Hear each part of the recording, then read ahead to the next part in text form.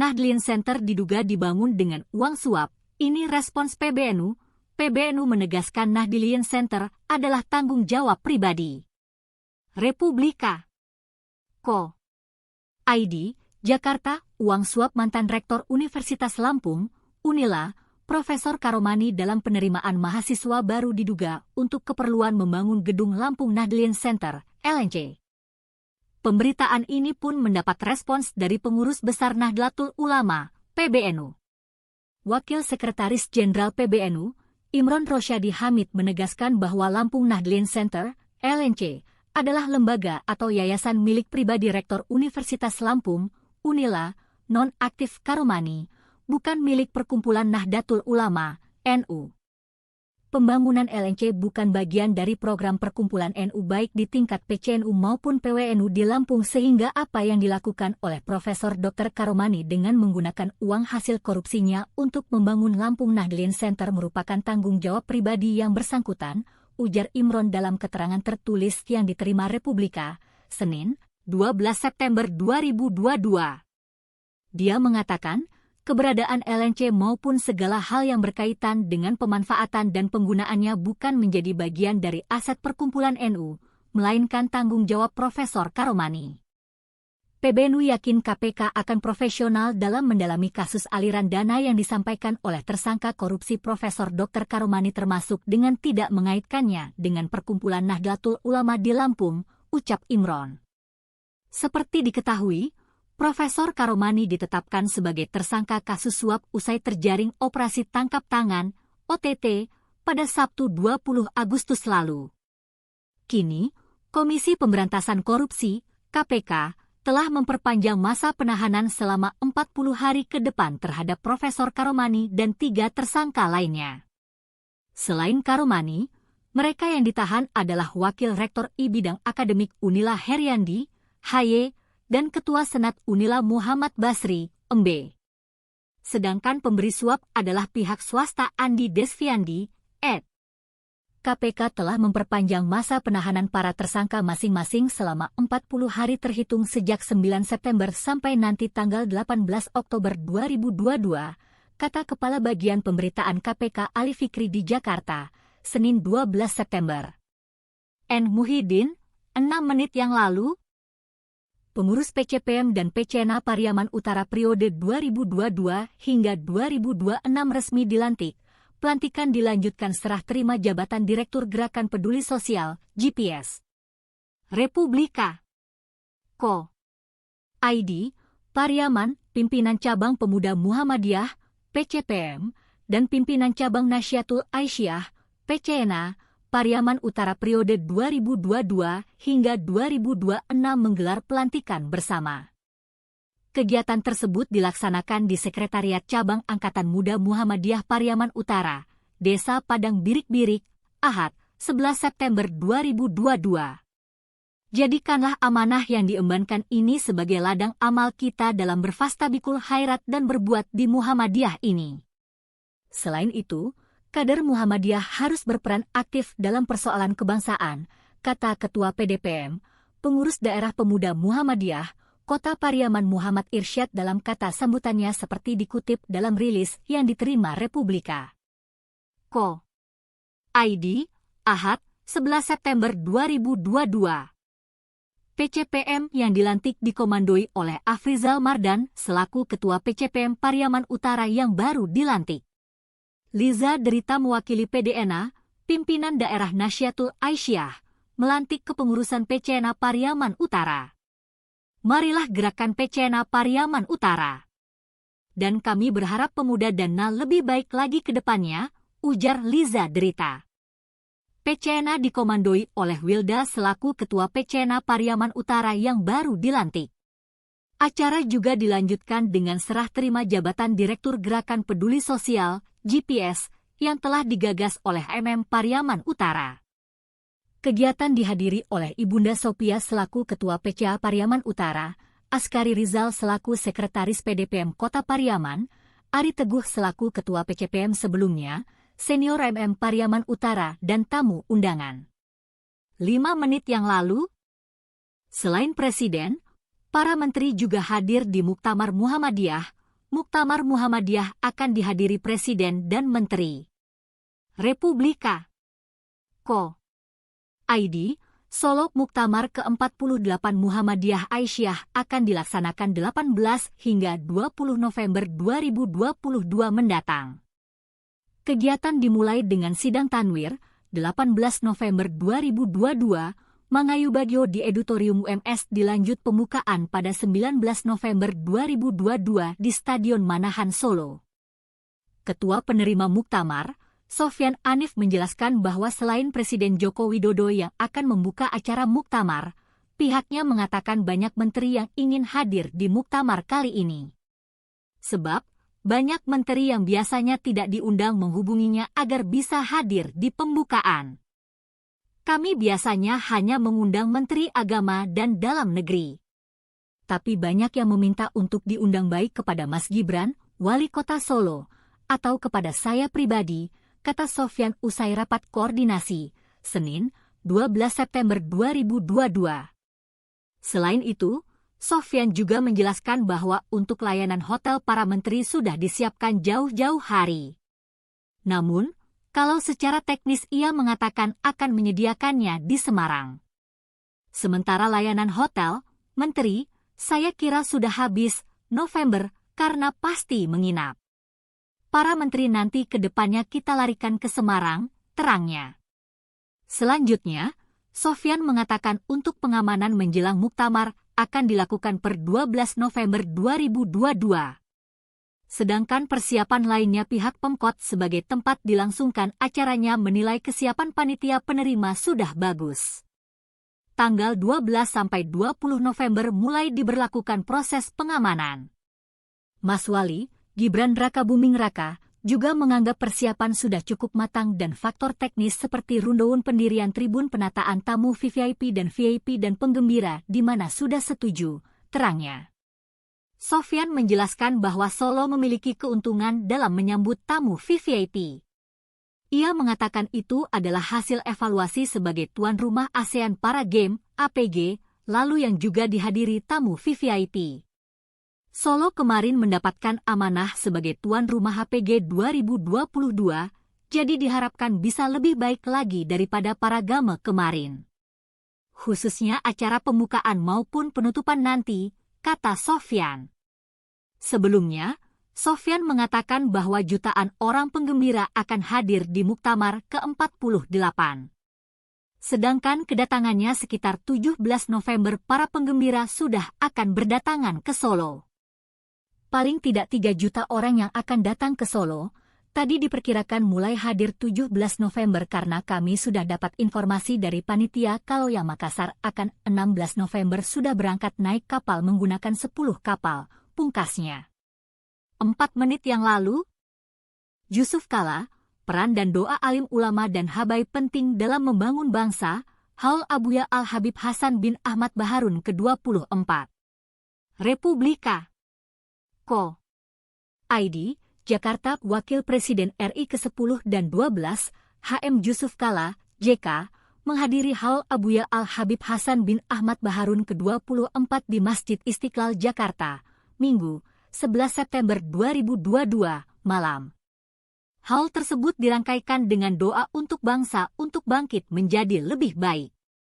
JK hadir bersama sejumlah tokoh dan tamu undangan lainnya, seperti Ketua DPD RI Lanyala Mataliti, Kapolri Jenderal Listio Sigit Prabowo, Kepala Pusat Pembinaan Mental, Kapus Bintal, TNI Al, Laksma TNI Ian Heriawan, yang mewakili Panglima TNI Jenderal TNI Andika Perkasa. Tampak juga Imam Besar Masjid Istiqlal, Profesor Dr. KH Nasaruddin Umar, MA, Kepala Bidang Sosial Pemberdayaan Umat Masjid Istiqlal KH Asep Salpudin, penanggung jawab acara Al-Habib Alwi bin Alwi Al-Habsi, Ros Al-Hasaniyah Jabodetabek, Al-Habib Jadid bin Abdurrahman Assegaf, pendiri Majelis Nurul Mustafa, As-Sayyid Al-Habib Hasan bin Jafar Assegaf dan sejumlah tamu undangan lainnya. Dalam sambutannya, JK menyebutkan, bangsa Indonesia saat ini tengah menghadapi kesulitan yang relatif berat. Sehingga, dibutuhkan doa dari semua pihak termasuk para kiai, alim ulama serta habaib di Indonesia. Peranan para ulama, kiai, serta para habaib dalam membangun bangsa sangat penting. Dalam kondisi bangsa saat ini yang mengalami berbagai kesulitan, peran doa para habaib, alim ulama, kiai, serta ustaz sangat dibutuhkan, kata JK, yang juga Ketua Dewan Masjid Indonesia, DMI, tersebut. Inilah yang menjadi bagian kita bersama berkumpul pada malam ini untuk mendoakan bangsa kita bisa bangkit menjadi lebih baik. Sebab, apapun usaha kita tanpa doa maka itu tidak ada artinya, imbuhnya. Dengan demikian, JK juga berharap doa tersebut bisa diijabah oleh Allah Subhanahu wa Ta'ala agar bangsa Indonesia segera pulih dari berbagai macam kesulitan yang dialami bangsa ini. Informasi yang dihimpun, Al-Habib Hasan Baharun lahir di Sumeneb pada tanggal 11 Juni 1934. Dia merupakan putra pertama dari 4 bersaudara dari Al-Habib Ahmad bin Husain dengan Fatmah binti Ahmad Bacabazi. Silsilah Jahabiyah dari dia adalah Al-Habib Hasan bin Ahmad bin Husain bin Thohir bin Umar bin Baharun. Sejak kecil, dia dididik dalam kedisiplinan dan kesederhanaan yang kuat dari kedua orang tuanya. Tak heran jika modal tersebut mengantarkannya tumbuh menjadi sosok pribadi yang mempunyai akhlak dan sifat yang terpuji. 3 menit yang lalu, rahasia anak 5 tahun di Filipina bisa hafal Al-Quran, anak 5 tahun di Filipina hafal Al-Quran. Republika. Ko. ID, Bangsa Moro, seorang anak laki-laki Filipina berusia 5 tahun berhasil menghafalkan seluruh Al-Quran ke dalam ingatannya. Ia adalah Muhammad Abdul Muhaiman Campong, seorang anak dari bangsa Moro Filipina. Seperti dilansir IKNA Insinyur pada Senin, 12 September 2022, pada usia 5 tahun ia sudah mampu menghafalkan seluruh Al-Quran. Prestasinya yang luar biasa dalam menghafal Al-Quran pada usia yang sangat muda diumumkan oleh ayahnya melalui posting Facebook bulan lalu. Muhammad adalah putra Syekh Abdul Muhaiman Abdul Rahman Campong, seorang Maguindanaon yang saat ini sedang meraih gelar master dalam bahasa Arab di Universitas Al-Azhar di Kairo, Mesir. Ia juga merupakan cucu dari salah satu pendiri Front Pembebasan Nasional Moro, MNLF, Abu Halil Yahya Abdul Rahman Campong rahimahullah. Syekh Campong mengatakan dia selalu membacakan Al-Quran kepada istrinya ketika dia hamil.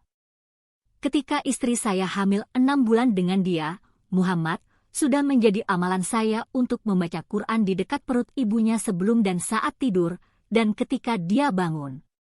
Ini menjadi rutinitas sampai istri saya melahirkannya, kata Campong dalam bahasa Filipina. Sampai dia dewasa, dia tidak bisa tidur tanpa mendengarkan seseorang membaca Al-Quran. Ketika dia berusia 3 tahun, saya terkejut mengetahui bahwa dia sudah bisa menghafal surah Al-Baqarah, surat terpanjang, dan surat Al-Imran. Saya terus mengajarinya untuk mencintai dan mempelajari Al-Quran dengan hati. Katanya Campong mengatakan dia terkadang melihat putranya menangis saat membaca kitab suci.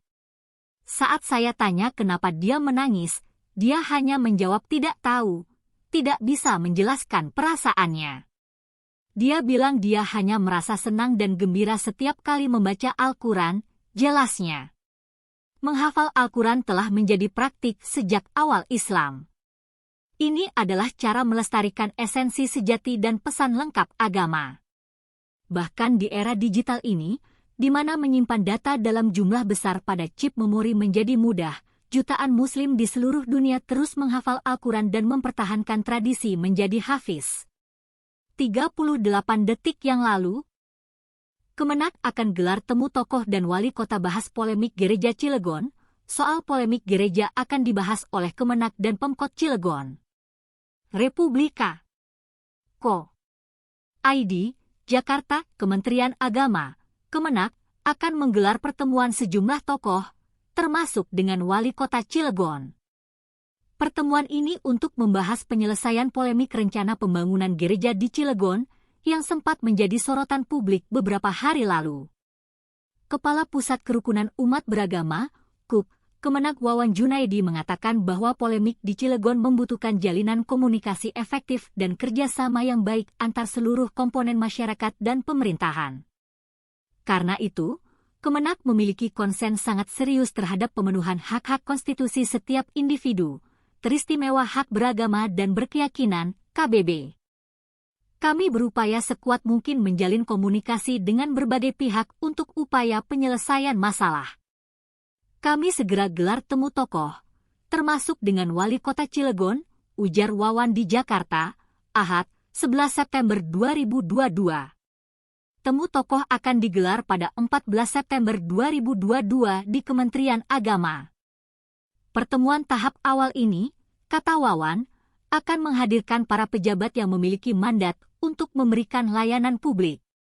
Kemenak antara lain mengundang Deputi Bidang Koordinasi Peningkatan Kualitas Pendidikan dan Moderasi Beragama Kemenko PMK, Dirjen Politik dan Pemerintahan Umum Kemendagri, tenaga ahli utama Kantor Staf Presiden, Kepala Kantor Wilayah Kemenak Provinsi Banten, PLT, Dirjen Bimas Kristen Kemenak, dan Kepala Kantor Kemenak Kota Cilegon.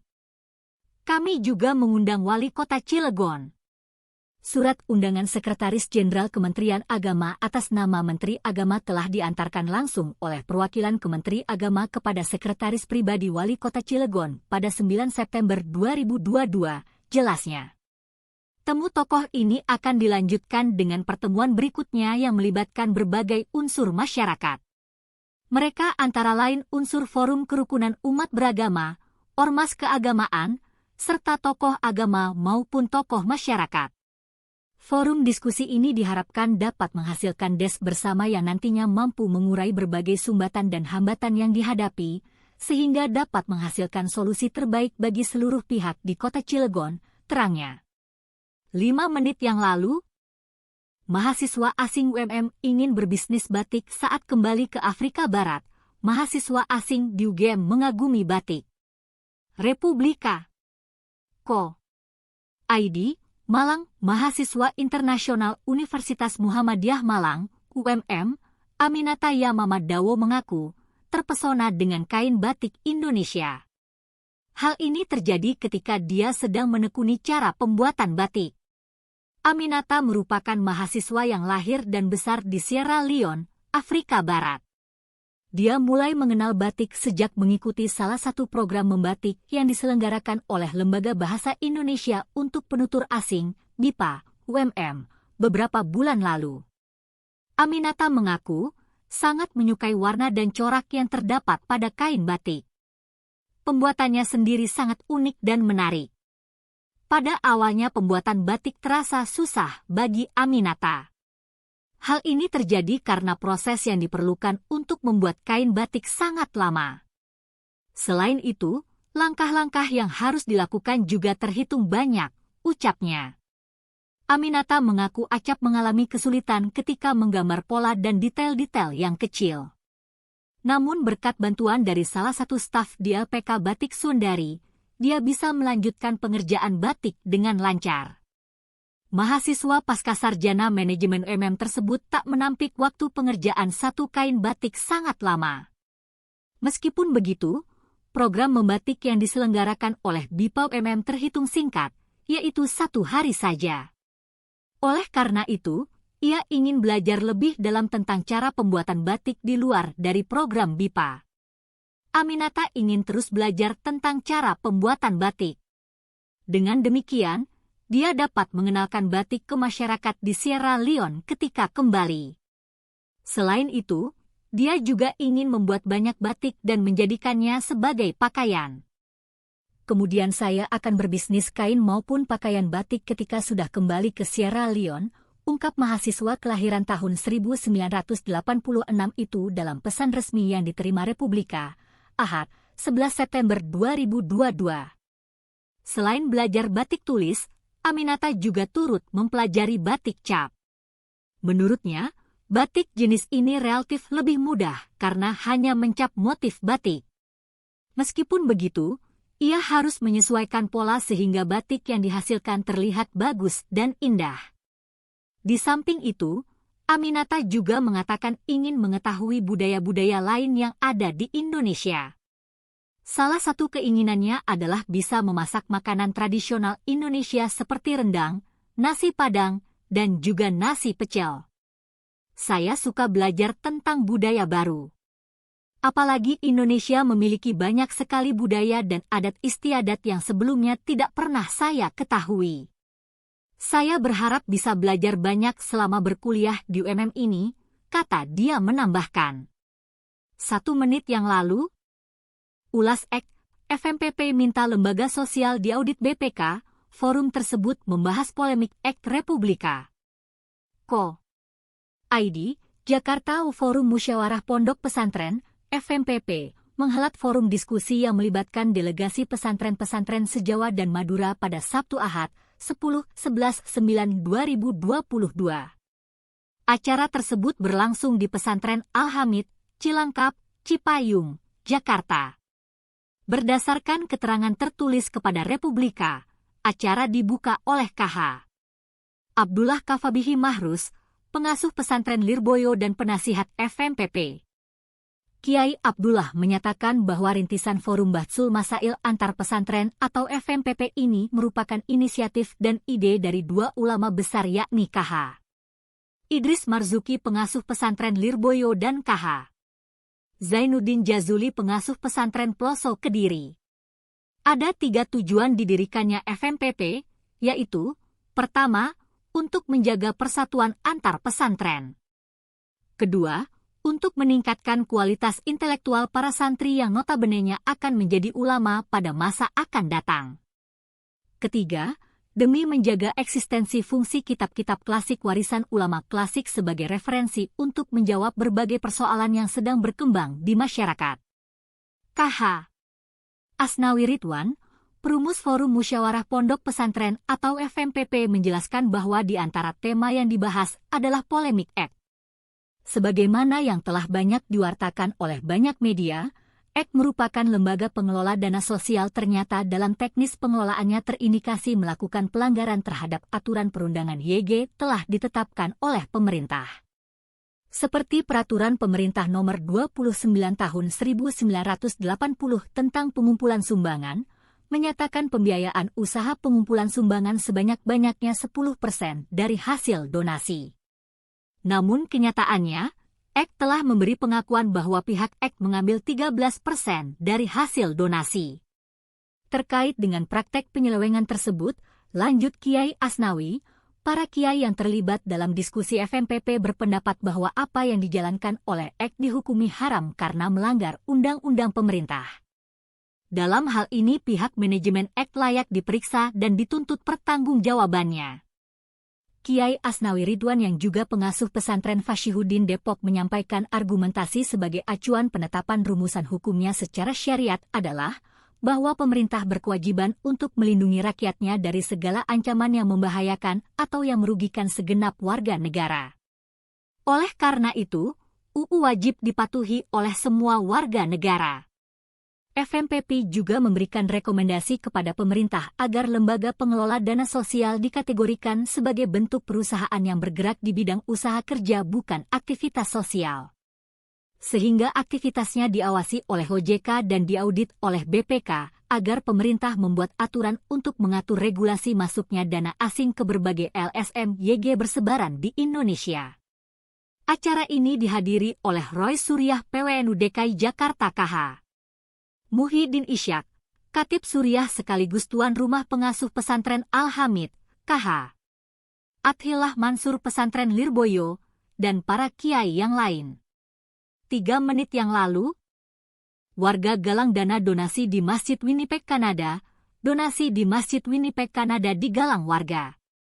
Republika. Ko.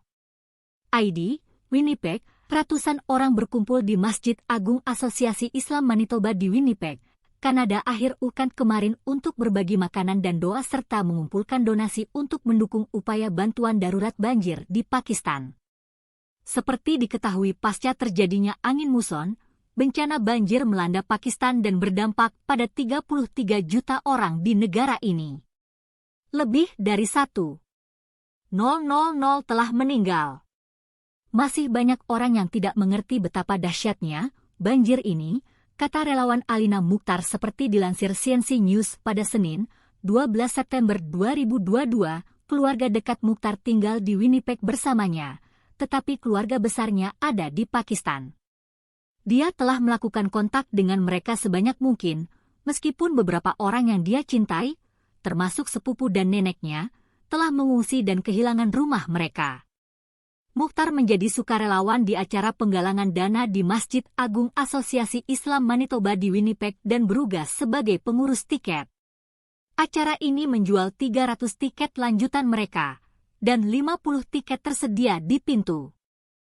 Penyelenggara berharap acara itu dapat mengumpulkan $100.000 Amerika. Uang yang terkumpul dari penjualan tiket dan donasi yang diberikan selama acara akan disumbangkan ke Islamic Relief Canada, sebuah badan amal bantuan dan pembangunan internasional. Adik penyelenggara acara Hamzah Han berada di Pakistan dengan Islamic Relief, menyediakan tempat penampungan darurat, perawatan medis, makanan dan perlengkapan kebersihan. Dia sebenarnya sudah mengatur banyak dana secara pribadi juga, di mana dia mendapatkan orang-orang hal-hal yang diperlukan seperti makanan, air, tempat tinggal, obat-obatan. Sulit untuk tetap berkomunikasi, karena banjir telah merusak menara telepon dan internet, kata Hamzah. Hamzah mengatakan dia berharap komunitas di seluruh dunia dapat bersatu untuk membantu Pakistan tidak hanya dalam jangka pendek, tetapi juga dalam jangka panjang ketika tiba saatnya untuk membangun kembali. Bele Meklejoh keluar untuk mendukung komunitas Pakistan setelah mendengar tentang acara tersebut di berita. Dia tinggal di dekat sungai Assiniboine selama banjir tahun 1997 di Manitoba, dan ingat hampir harus mengungsi. Tapi ia mengatakan kehancuran tahun 1997 sama sekali tidak seperti yang dialami Pakistan sekarang. Seseorang menunjukkan bahwa jejak karbon Pakistan rendah, namun inilah negara yang menerima dampak perubahan iklim. Jumlah orang yang terlantar hanya beberapa juta dari populasi Kanada, katanya. Muhammad Han, salah satu penyelenggara acara, mengatakan dia tersentuh oleh jumlah orang di Winnipeg yang telah menunjukkan dukungan. Dia mendengar dari tetangga, organisasi masyarakat dan kelompok agama lainnya. Ini melampaui warna kulit dan keyakinan yang Anda miliki. Kemanusiaan adalah yang utama, apapun yang terjadi, kata Hamzah. 4 menit yang lalu, pesantren distigmakan penuh kekerasan. Begini kata Ketua PP Muhammadiyah, jangan menggeneralisir pesantren penuh kekerasan. Republika. Ko. ID, Jakarta. Ketua Pimpinan Pusat, PP Muhammadiyah, Profesor Dadang Kahmat mengharap agar pondok pesantren tidak mudah distigmakan dengan kekerasan. Apalagi menggeneralisir bahwa seluruh pesantren mendidik santrinya dengan penuh kekerasan. Pernyataannya ini merupakan respons dari kasus penganiayaan salah seorang santri Gontor oleh seniornya yang berujung pada meninggalnya santri AM. Satu kasus ini yang kemudian oleh banyak warganet dijadikan alasan untuk menstigmakan Gontor dan pesantren lainnya dengan kekerasan. Kasus kekerasan itu sangat sedikit jumlahnya dibanding dengan jumlah pesantren yang sangat banyak. Oleh karena itu, mungkin kasus ini jangan digeneralisir, kata Dadang Kahmat, Senin, 12 September 2022. Meski demikian, ia mengharap agar para pengelola pesantren meningkatkan kewaspadaan dan pengawasannya kepada santri. Hal ini agar kejadian serupa tidak lagi terulang di pesantren sebagai lembaga pendidikan Islam. Mungkin mereka perlu perhatian yang ekstra terhadap remaja-remaja yang menjadi santri itu. Karena santri-santri itu kan masih dalam usia belasan tahun, masih labil. Oleh karena itu, bimbingannya harus secara baik, disiplin pengawasan yang ketat, jangan sampai terjadi lagi kekerasan, ujarnya. Dia menyebut, kekerasan dalam bentuk apapun, tidak boleh dijadikan satu cara dalam mendidik anak atau pelajar.